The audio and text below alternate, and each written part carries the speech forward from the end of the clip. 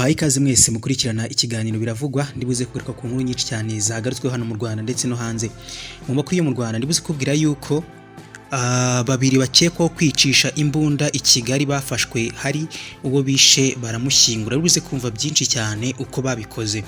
Naho abanyarwanda basubije Perezida Felix Tshisekedi ushaka gutokora u Rwanda asize umugogo uri mu maso ya Kongo. Ndibuze kumva ibyo bavuze. Naho mu yandi makuru ndibuze kujya muri Korea ya ruguru mbere yuko iki gihugu cyarashe ibisasu bisaga 100 mu rwego rwo gutanga gasopo.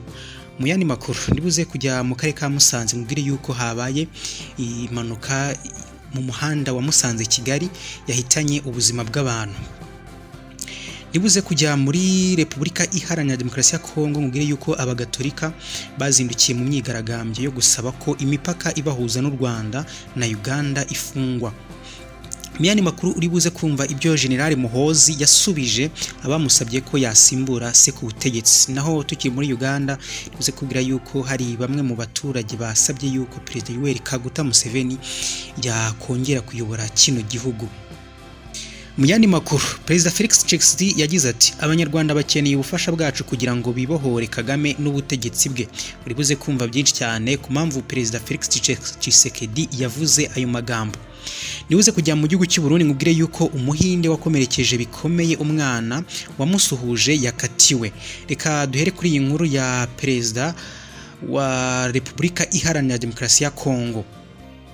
Perezida Felix Antoine Tshisekedi wa Repubulika Iharanira Demokarasi ya Kongo yarayibasiye mugenzi we Paul Kagame w'u Rwanda, agaragaza ubutegetsi akuriye ko ari bwo mwanzi gica w'abanyekongo aho kuba abanyarwanda.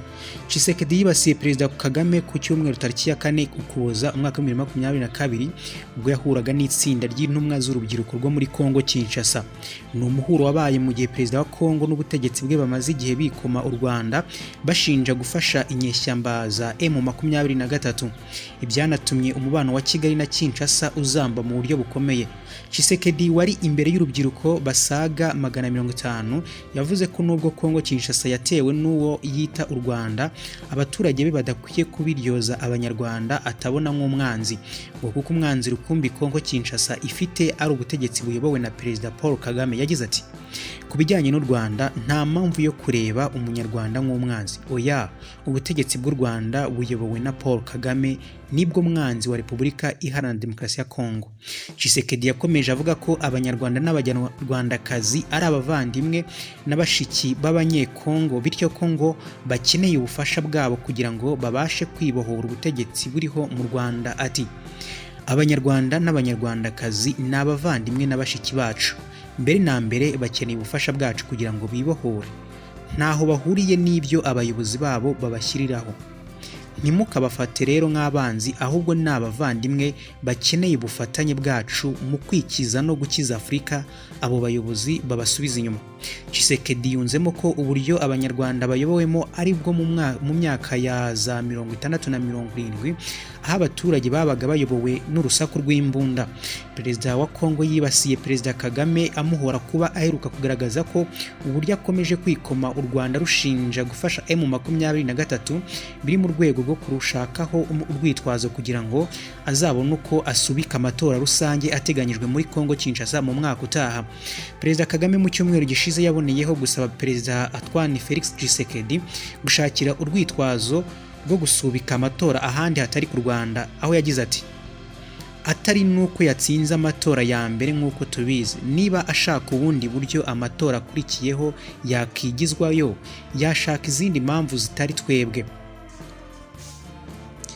Mu karere ka Gasabo batatu batawe muri yombi bazira gukubita no gukomeretsa bigatera urupfu. Urwego rw'igihugu rw'ubugenzacyaha RIB rwatangaje ko kuri sitasiyo yarwo iherereye mu murenge wa Rusororo mu karere ka Gasabo hafungiye abagabo batatu bakekwaho kugira uruhare mu gukubita no gukomeretsa uwitwa Muhizi Emmanuel bikamuviramo urupfu. RIB yatangaje aya makuru kuri iki cyumweru tariki ya 4 Ukuboza umwaka wa 2022 nyuma yaho ku mbuga nkoranyambaga hacicikanaga amashusho y'abagabo babiri bari gukubita mugenzi wabo mu buryo bukomeye. Ayo mashusho agaragaza Muhizi ari gukubitwa ndetse anakururwa mu muhanda hagati, abantu benshi bashungereye. Byabereye imbere ya kamwe mu tubari gaherereye mu kagari ka Kabuga mu murenge wa Rusororo mu karere ka Gasabo. Umuvugizi wa RIB Dr Murangira Thierry yabwiye ikinyamakuru dukesha iyi nkuru ko abantu batatu aribo bafashwe ndetse bari gukurikiranwa. Ati abatawe muri yombi barimo umuyobozi w'ako kabari, uwagakoragamo atanga ibyo kunywa, akaba n'umubonsa ndetse n'ushinzwe umutekano security. Muhizi Emmanuel wakubitwaga bivuga ko yazizwaga ko muri Kanama umwaka wa 2022 yafatanyije na mugenzi we bakubita uwitwa Harushyuzima Clement baramukomeretsa bikomeye. Icyo gihe ngo haje gufatwa mugenzi we gusa Muhizi Emmanuel aratoroka. Uwafashwe yakorewe dosiye inashyikirizwa ubushinjacyaha. Nyuma Muhizi yasubiye kuri ako kabari, abagabo batawe muri yombi baramubona batangira gukimbirana bamushinja ko yagize uruhare mu gukubita no gukomeretsa Harushyubuzima. Dr Murangira yavuze ko umurambo wa nyakwigendera wajyanywe gupimwa kugira ngo hamenyekane icyamuhitanye. Yakomeje ati umurambo wa nyakwigendera wajyanywe muri laboratoire y'u Rwanda y'ibimenyetso bishingiye ku bumenyi n'ubuhanga byifashishwa mu butabera RFL kugira ngo hakorwe isuzuma. Iperereza rirakomeje kugira ngo hakorwe dosiye izashyikirizwe ubushinjacyaha. Icyaha cyo gukubita cyangwa gukomeretsa ku bushake aba bagabo bakekwaho gihanwa n'ingingo y'121 y'itegeko nimero 68/2018 ryo kuwa 30 Kanama umwaka wa 2018 riteganya ibyaha n'ibihano muri rusange. Iyo gukubita cyangwa gukomeretsa byateye urupfu, abahamwe n'icyaha banishwe igifungo kitari munsi y'imyaka 15 ariko kitarenze imyaka 20 n'ihazabu y'amafaranga y'u Rwanda atari munsi ya miliyoni 5 ariko atarenze miliyoni 7. Mu mujyi wa Kigali hari inkuru yavuzwe cyane, babiri bakekwaho kwicisha imbunda Kigali bafashwe, hari uwo bishe baramushyingura.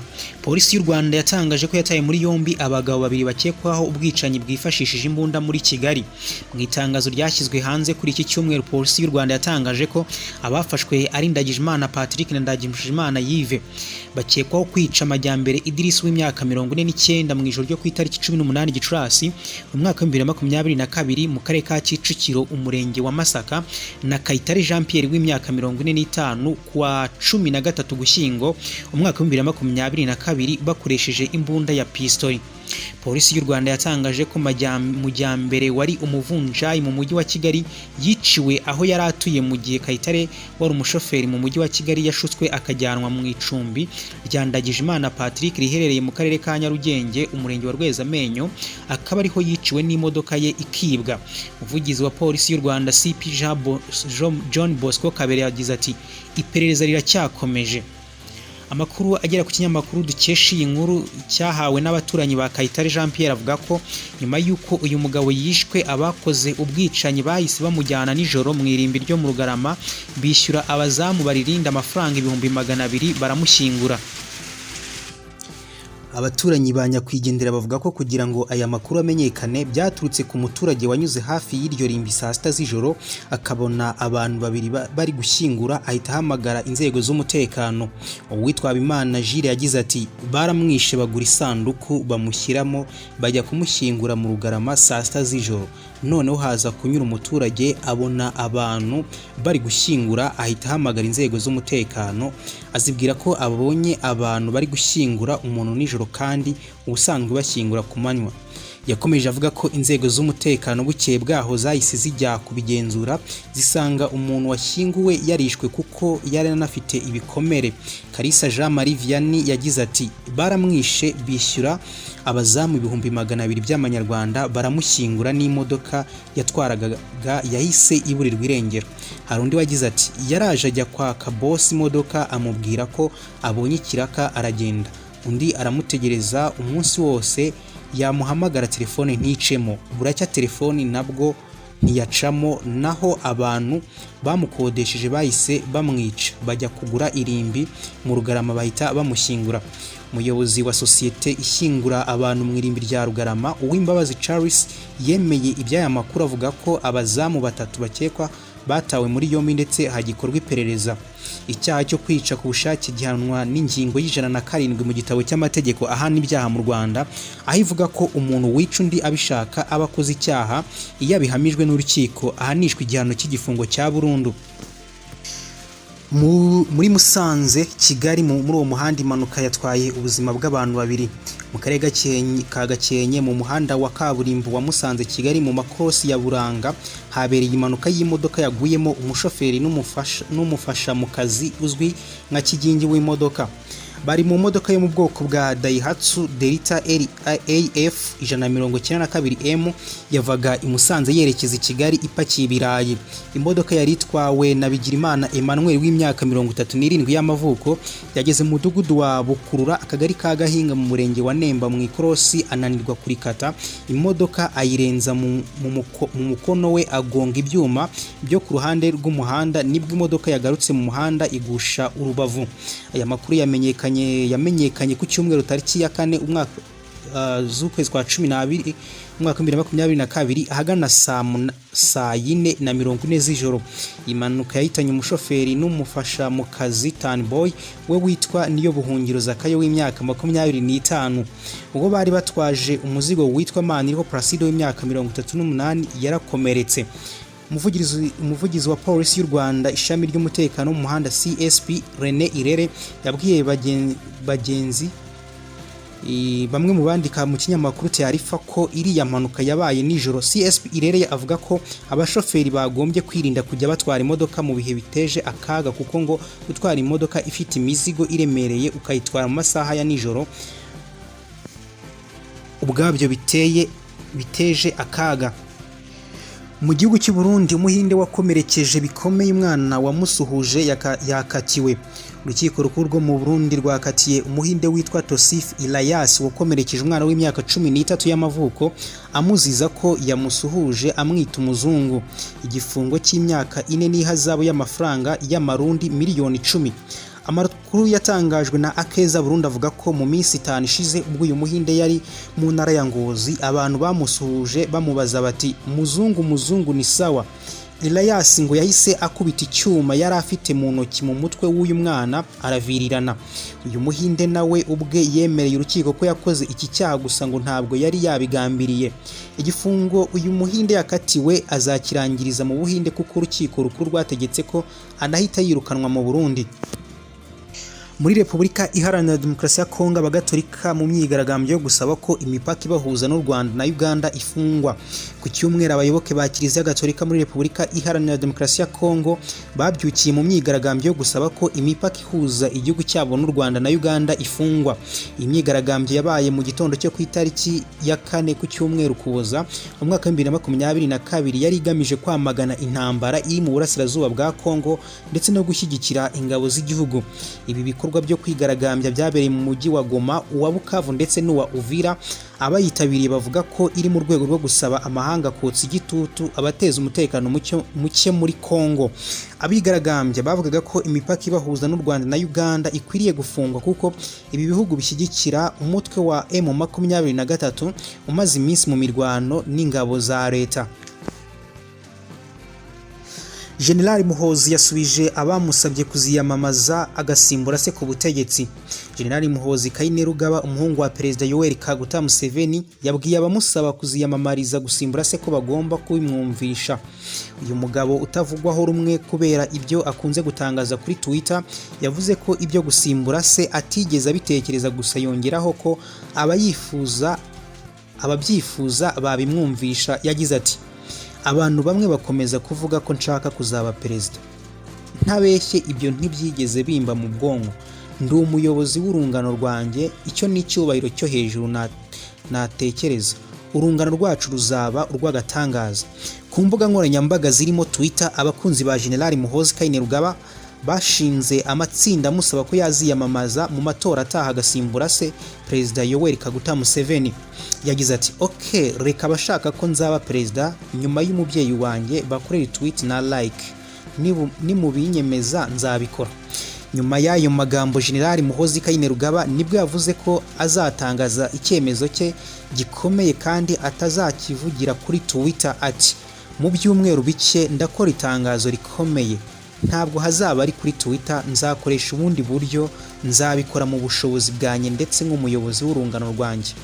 Perezida Museveni w'imyaka 78 ari ku butegetsi kuva mu mwaka w'1986 ndetse benshi baribaza niba azongera kwiyamamaza cyangwa azashyigikira uyu muhungu we umaze kumenya byinshi ku mukino wa politiki. Amatora ataha ya perezida muri Uganda ateganyijwe mu mwaka w'2026. Naho muri Korea ya Ruguru iki gihugu cyarashe ibisasu 100 mu rwego rwo gutanga gasopo.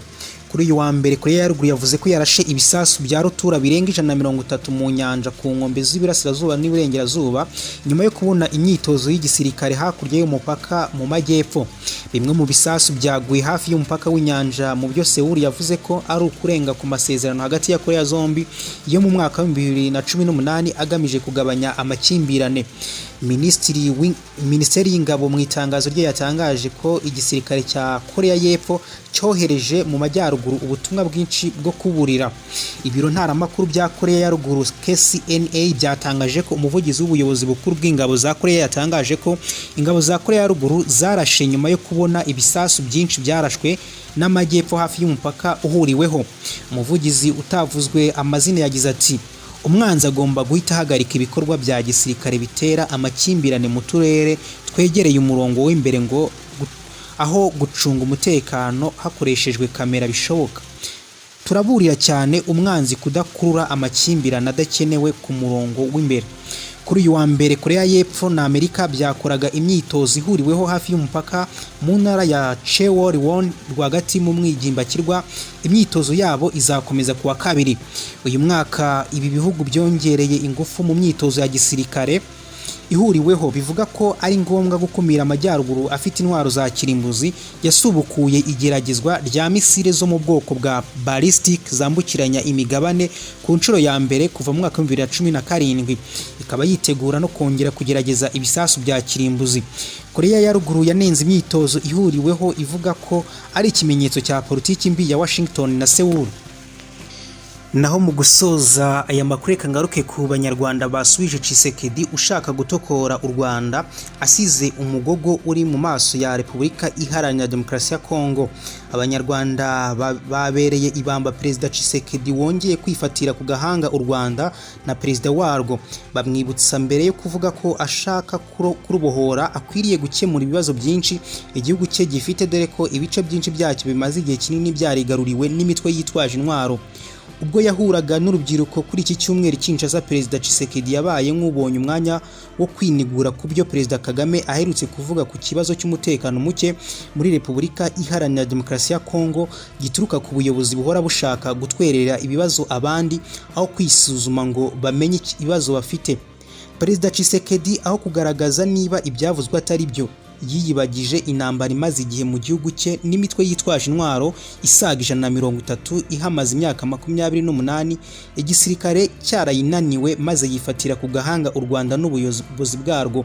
Yagize ati abanyarwanda ni abavandimwe bacu, ahubwo bakeneye ubufasha bwacu kuko baraboshywe, bakeneye ubufasha bwacu ngo tubabohore. Ni abavandimwe bakeneye ko dushyira hamwe tukabakiza abayobozi babasubiza inyuma. Aya magambo ya Tshisekedi yabaye urwenya ku mbuga nkoranyambaga, by'umwihariko abanyarwanda bamusubiza ko akwiriye kubanza kwibohora ubwe n'igihugu cye mbere yo gutekereza kubohora abandi. Ambasaderi w'u Rwanda mu Buholandi Olivier Nduhungirehe abinyujije kuri Twitter ari mu basubije Tshisekedi agaragaza ko uburyo igihugu cye kirimo akavuyo atari we wari ukwiriye kuba avuga atyo. Ati niwe ukwiriye kuba yihishe kubwo kuyobora igihugu cyapfuye kitagira ibikorwa remezo nyamara gifite umutungo kamere, igihugu cyamunzwe na ruswa kugeza mu buyobozi bukuru, igihugu cyabatswe n'ingengabitekerezo ya jenoside, igihugu gikorana n'imitwe isaga 130 yitwaje intwaro. Ambasaderi w'u Rwanda muri Swede Dr Diane Gashumba nawe yunze muri Nduhungirehe avuga ko amagambo adashobora gusibanganya ibikorwa by'iterambere u Rwanda rwagezeho. Ati urashaka kumenya uko u Rwanda rubigenza? Igihugu cya gatanu gitekanye haba ku manywa nijoro, icya kabiri gitera imbere ku muvuduko hejuru muri Afurika, gikingira 98% by'abana bacyo, igihugu gisukuye muri Afurika. Umwe mu bagize urwego rw'inararibonye Sheikh Abdul Karim Harerimana yagize ati hahaha wakabaye ahubwo ubohoza Bunagana niba mubishoboye aho gukomeza kurota. Dr Charles Murigande wigeze kuba minisitiri w'ububanyi n'amahanga w'u Rwanda yagize ati iterambere ry'u Rwanda ryabaye isomo ku bayobozi benshi b'ibihugu bya Afurika, nyamara aho kwigira ku byo Perezida Kagame yakoze hari abari kurota kumuvana ku butegetsi bibwira ko bizabuza kugaragaza ko ntacyo bamaze. Si Abanyarwanda batangajwe n'imvugo za Perezida Tshisekedi ushaka kubohora u Rwanda mu gihe ibice byinshi by'igihugu cye biri mu maboko y'imitwe yitwaje intwaro. Uwita Mwenerutwe kuri Twitter ugaragaza ko akomoka mu Burundi nawe yagize ati Kinshasa yuzuye umwanda ariko yijeje ko igiye kubohoza u Rwanda rwahebuje ku muco wo gukora ibintu neza, ubwenge buke si ikintu. Hari uwahise abwira Mwenerutwe ko atakabaye ashyigikira u Rwanda kandi ari Umurundi, amusubiza agira ati ni nabyo nasubiza mu gihe yaba ari Uburundi bwatangaje ko bushaka kubohora u Rwanda. Ikintu cyoroshye mbere yo gutekereza kubohora abandi ni ukubanza gushyira ku murongo iby'iwawe mu rugo, kubanza kwikiza umwanda, numva ari byo byakabanje. Umushakashatsi ku bijyanye na jenoside Tom Ndahiro we yagaragaje ko imvugo ya Perezida Felix Antoine Tshisekedi yemeza ku mugaragaro ko ashyigikiye umutwe wa FDLR ubarizwa ku butaka bw'igihugu cye, ari nawo umaze igihe ugaragaza ko ushaka gukuraho ubutegetsi bw'u Rwanda. Impuguke za Loni zimaze igihe zigaragaza ko uwo mutwe ufatanya n'ingabo za Congo FARDC mu mirwano n'umutwe wa M23, nyamara FDLR iri ku rutonde rw'imitwe y'iterabwoba ndetse abayobozi bayo bafatiwe ibihano ku rwego mpuzamahanga. Ndabashimiye mwese twabanye, mukomeze kugira ibihe byiza.